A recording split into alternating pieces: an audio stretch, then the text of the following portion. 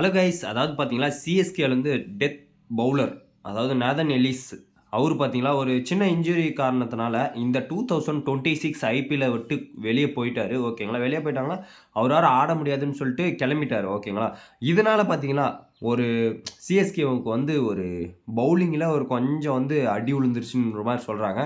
ஆனா, என் தலைவன் அந்த மாரிலாம் இல்ல. உண்மையிலேயே வந்து நேதன் எல்லிசன் இல்லன்னா ஓகேங்களா, எங்க ஆள் பார்த்தீங்களா, டூபே இருக்காரு. டெத் ஓவர்ல டூபே 20வது ஓவரு கிட்டத்தட்ட 19வது 18வது ஓவர்லாம் அவருக்கு குடுக்கலாம்.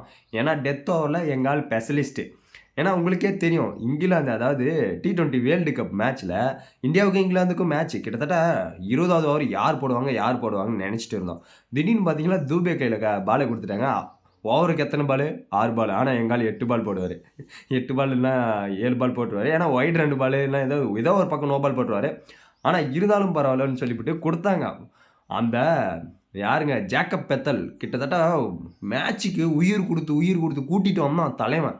அந்த லாஸ்ட் ஓவர்ல ஃபர்ஸ்ட் பால்ல அவுட் ஆயிட்டான். அவுட் ஆயிட்டு அப்படியே படுத்துட்டான். தூபே டேய் என்னடா அவன் ஓவர்ல நான் டெத் ஓவர்ல யார போடுவாங்க? பும்ரா தான் போடுவாங்கன்னு நெனச்சேன். பும்ராவுக்கு குடுக்கல ஓவரு. அந்த அக்ஸர் பட்டேல் குடுக்கல. ஆனா தூபேக்கு குடுத்தாங்க. First ball first wicket. அப்புறமேட்டுக்கு பார்த்தீங்களா இந்த பவுலிங் தான் இத்தனைக்கும் அவன் சரியான பவுலிங் போடுவான். அவன் வந்தாங்க கிட்டத்தட்ட 4 சிக்ஸ் அடிச்சான். 6 பாலுக்கு 30 ரன்னு 30 ரன் தேவைப்படுதுன்னா பார்த்துக்கோங்க. 5 சிக்ஸ் அடிக்கணும். 4 சிக்ஸ் அடிச்சுட்டான். 2 ரன் ஓட்டான். கிட்டத்தட்ட ஒரு 7 ரன்னோ 6 ரன் வித்தியாசத்துல தான் வின் பண்ணாங்க.